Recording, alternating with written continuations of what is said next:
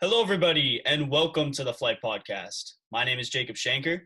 And I'm Andrew Thomas. Shut up and sit down.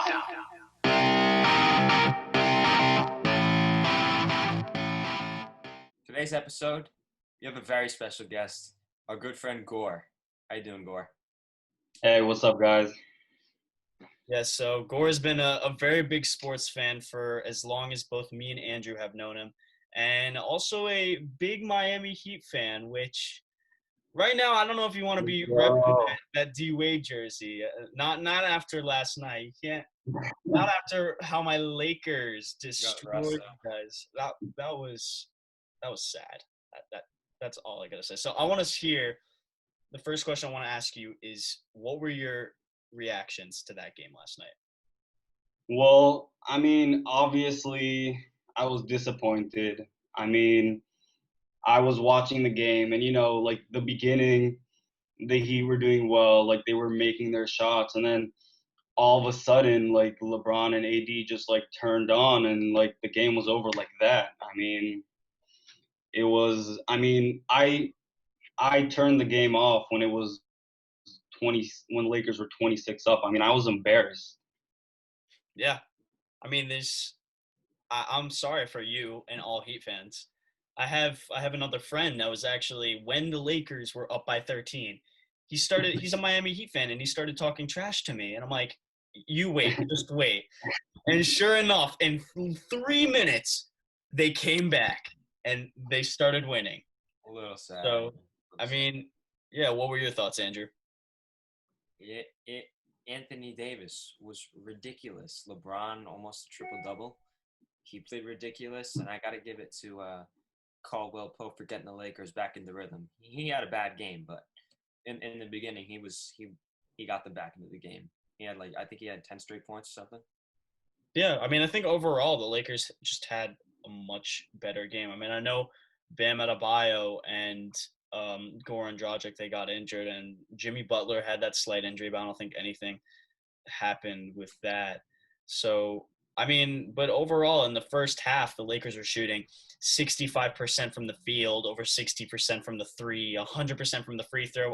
It was crazy how well they were doing. They didn't do as well as they did like that in the second half, but they didn't need to. They just did insane in the first half. So, yeah, it was a crazy game to watch. So, go ahead. What do you guys think that the Heat need to do to bounce back in game two? Even though they're probably going to be without Goran Dragic and Bam intends to play, but what do you guys think they need to do? Well, in my opinion, the Heat, even though it's pretty much an impossible task, the Heat need to find a way to slow down LeBron James. Last night during the game, the Lakers, they had sort of like a strategy which was basically to switch Jimmy Butler off of LeBron, and then he was basically like alone. Like there wasn't anybody guarding him, so he could pretty much do whatever he wanted. Yeah, I remember telling you this last night, actually, Gore, when we were watching the game. The only way the Heat will have any chance at winning this series is if LeBron gets injured or if LeBron and AD can foul out every single game, which is extremely unlikely. Well, hopefully LeBron doesn't get injured, but the foul part is extremely unlikely, right? Like I said, Lakers are just playing better basketball. They were playing better offensively, defensively. Duncan Robinson, who's normally an amazing player, he had 0 points last night on almost 30 minutes. It's not acceptable. It was not good, especially for the player that he is. He normally is a great shooter, a great scorer, but he just couldn't get any shots going at all. He had 2 attempts and missed both. It was crazy. What do you think, Andrew? Well, usually people think, oh, he only took 3 shots. It's disappointing, but he didn't have a bad game. He did have a bad game. The reason he only took 3 shots was because he couldn't take them because the Lakers were playing such good defense. What's worse, not being able to take the shot or missing all the shots? Missing. I mean, yeah, they both are bad, but I mean, then again, I mean, the fact that he wasn't able to get any shots up at all was, I think, more impressive for the Lakers defense. Lakers played phenomenal defense last night. It was great. Yeah. After seeing what happened last night, I think it's really inevitable that the Lakers are probably going to win this series. So, how many games do you think that they will win? Unless you think the Miami Heat are going to somehow come back, who do you think will be winning this series, and in how many games? Well, I mean, if the game keep going the way they were last night, I mean, I see the Lakers sweeping. I mean, it's in my opinion, it's pretty much inevitable if they play the way that they did, and if the Heat play as bad as they did last night. Um, but I mean, before the series started, being a Heat fan, I wanted the Heat to win, but I thought the Lakers were gonna win like 6. But judging off last night, for me, it's either in 5 or a sweep. I also had the Lakers winning in 6, possibly 7, but it's a little upsetting to not that it's upsetting that the Lakers are going to win, but it's way more upsetting that the Heat probably aren't going to be that much competition to them. I thought that they'd be great counters because Bam's a great defender for AD. Jimmy Butler's going to take LeBron off the perimeter. He's going to force him to take layups and then go at Bam. And I was looking forward to that, but the Heat are more weakened without Dragic and possibly without Bam.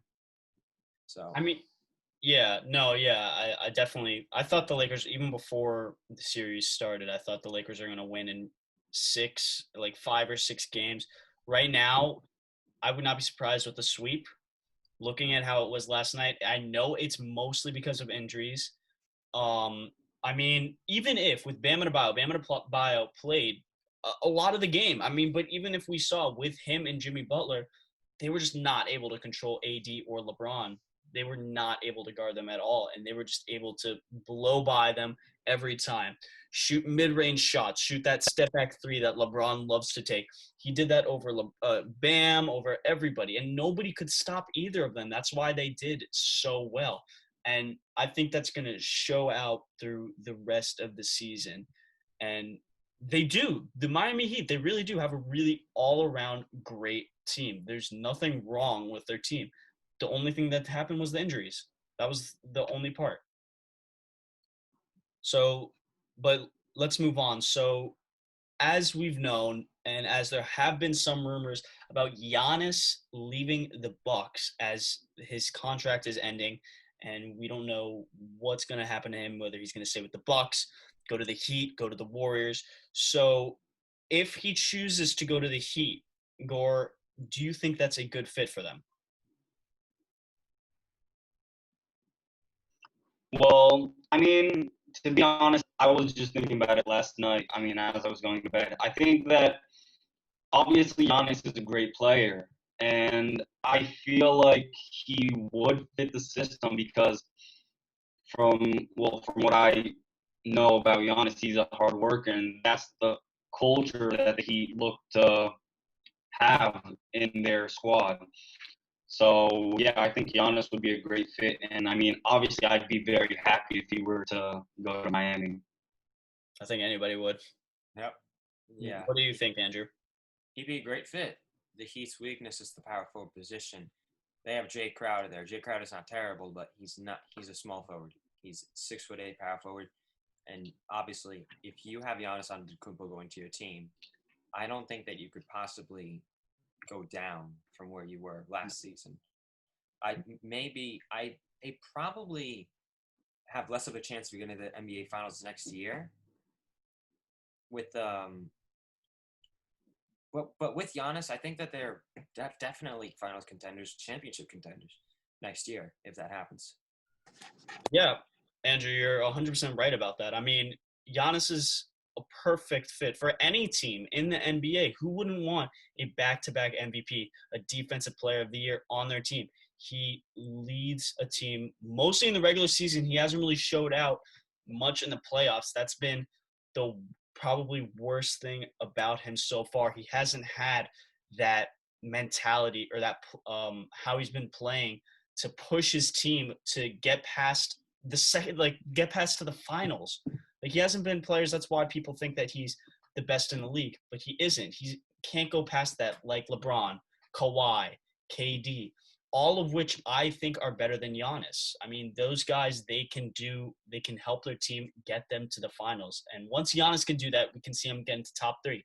But for now, Giannis is still a top 5 player, still one of the best two-way players, if not the best two-way player in the league right now, where he can score and he can defend. He can pretty much do anything, and that's going to help the Heat tremendously, no matter what. So I think, me personally, I think if Giannis wants to win, right now it's not with the Bucks. I think if he's with the Warriors, that's going to be another insane dynasty, and I really don't want to say that with the Warriors. I'd rather see it with scary. It's going to be scary. Yeah, I agree with you 100%. I also think that if Giannis wants to be a respected player, he won't go to the Warriors, because the Warriors, they just need that one more superstar, and then they're a dynasty all over again, and then it's not even fair again, and then it's not interesting to watch the NBA anymore. Basically replacing KD. Yeah. I mean, think about it like this. They have Steph. This would be their starting 5, let's say, if they had Giannis next year. And again, people forget they have the second pick in the draft.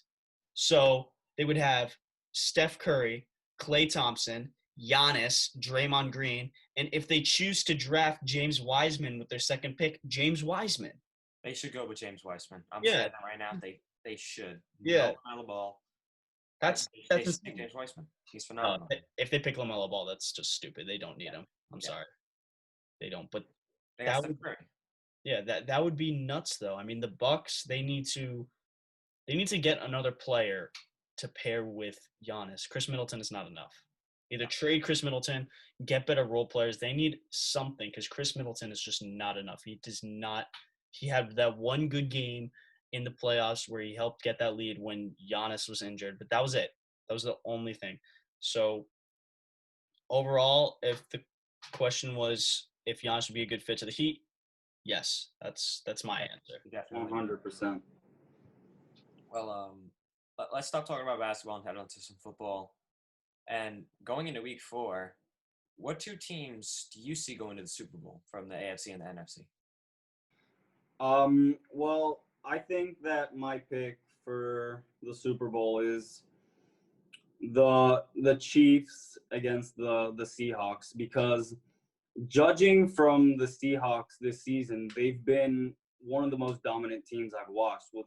Russell Wilson is having an amazing season, and they have that good defense, and I just don't really see a weakness in the Seahawks team.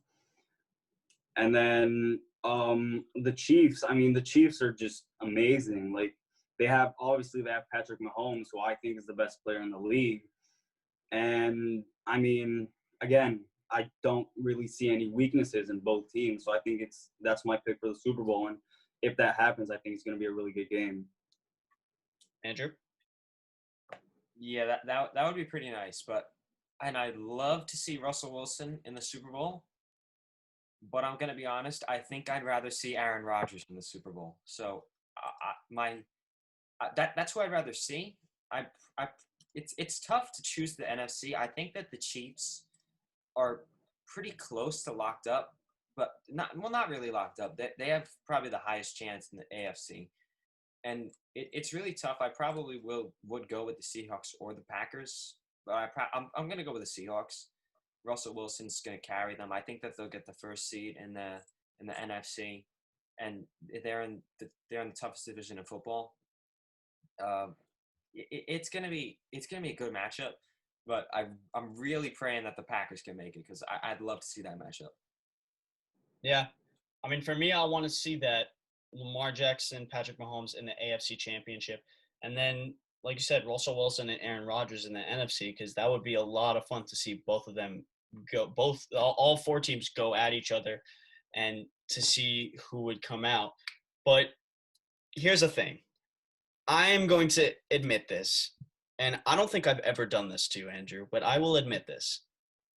I was wrong about the Baltimore Ravens. I was I don't right. think I was at right. years that I've known you and for years of us debating, I don't think I've ever done this where I I'm don't going think to you admit, ever admitted that you were wrong to me. Never. I will admit I was wrong. The Kansas City Chiefs are a better team. We saw that last week against them. Now, do I still think the Ravens have a good chance of making the Super Bowl? 100%. I still think they have a chance, but I think for me right now, the Chiefs have a better chance at making it. Here's the thing, though. From watching them, I'm not 100% sure about them winning the whole thing. Because another guy that has been exceptional that you guys have said, Russell Wilson. MVP. He's will probably win MVP. He's had the most touchdowns in the first 3 games of an NFL season ever. He had 14 touchdowns in the first 3 games. That's insane. 2 5-touchdown games already. Not to be confused with Russell Westbrook, by the way. Oh yeah. The best player in the world, huh? Yeah. I mean, he's insane. Their offense is stacked. Chris Carson has been great. Tyler Lockett, DK Metcalf, who is a top 5 leader in receiving yards, which I don't think many people expected him to do that well as he's been doing this season. And overall, they, like Gore said, they don't really have that many flaws. They have been a great team, and especially with Jamal Adams joining them, they're going to be so good. Now, the Packers, I really love the Packers also. I really love Aaron Rodgers. I thought he was going to not do as well this season because he's getting older, but I was wrong about that also. The only problem I have with them is injuries because Devontae Adams, as we know, he's injury prone. He's gotten injured a lot last year, this year, and already in the first 2 weeks he hasn't really been playing. Oh, sorry, the past 2 weeks. But I mean, I think that if the Packers can stay healthy, they also have a good chance of making the Super Bowl. But if I had to pick 2 teams right now, I got to go with Chiefs and Seahawks because they're really just something special. I mean, we'll see how they come out of that. But so for you guys, I'm gonna ask you guys: do you guys think that the MVP so far for you guys has been Russell Wilson? Without question. I think he is, but I think it's too early to judge. Well, who do you think? Is there anybody else you think that has another chance at winning MVP after watching the first 3 weeks? After watching the first 3 weeks, no, but we don't know who's going to emerge. I mean, there's still a lot of games left. Like, there's still a full season ahead, so we don't really know. Yeah. It is too early to judge, but in the first 2 weeks, it's without a doubt Russell Wilson. Yeah. Without a doubt. Yeah. Let me ask you guys this. Another player that has come out and emerged this year a lot is Josh Allen. So far this season, how he's been playing, do you guys think that he's been a top 5 quarterback? Yeah, I do. Andrew? I do. He's been. I agree. So what were you going to say, Gore? I mean, he's been really, really good. He's been really dominant not only with like the amount of passing touchdowns he's get. Like, did you see that truck against the Dolphins? I mean, you could have mistaken him for a running back. That was amazing. Yeah. I think he's really emerging. I think he's going to be a great quarterback.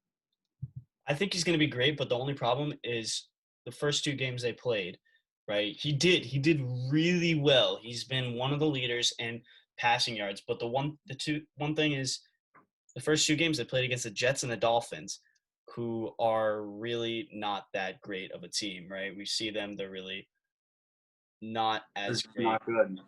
Right? And then they almost lost that lead to the Rams. They almost lost the game. So we'll see. I definitely think that he has been great. I think he's definitely been a top 5 quarterback. I think he has a couple of years until he can progress. But him and Stephon Diggs are really, really something. You're going to be good. Yeah. All right. So for the last question of the day, Gore, as we have seen a couple days ago, the Steelers and the Titans, some players on the Titans tested positive for the coronavirus, and they actually postponed the game for this week. So do you think that this is going to be a real problem that is going to arise throughout the NFL as the season progresses? Well, I think that you don't know. I mean, that's the thing with this virus. You don't know what's going to happen. I think that the teams in the NFL and the coaches and just every that's involved in the NFL, they just need to like wear their masks. They need to be careful. They need to like stay at home, not do too many, like, not hang out with a lot of people. They just need to like really watch themselves to make sure that they don't get the virus. Andrew? Precaution, masks, social distancing. Try to stay at home as much as possible. It's like, if you do that and you get the virus, it's going to suck. But if you're going out and you're being careless, then you're going to get, they're not going to be happy with you. No. I mean, I think if the players on the team, if they want to win, they want to get their team to the playoffs, to the Super Bowl, just to win in general, then they're going to have to give up a lot of the things that they would normally do, like what people are doing today, hanging out with people, going to certain places. I mean, it's tough right now, but the one thing that we hope for the NFL season is that it doesn't turn out into what the beginning of the MLB season was, where a lot of teams had players getting COVID and they had to postpone a lot of games, and it really wasn't great. So hopefully it really doesn't turn out like that, and it'll only be this game, hopefully, but we'll see what happens. All right, that's all for today, everyone. Feel free to comment down below what your thoughts are on the NBA Finals, free agency, and who your Super Bowl predictions are, and even your MVP prediction. Also, Gore, thanks for coming on the podcast. Yeah, thanks. Yeah, sure. Yeah, it was a lot of fun. Yep. All right. See you guys next time.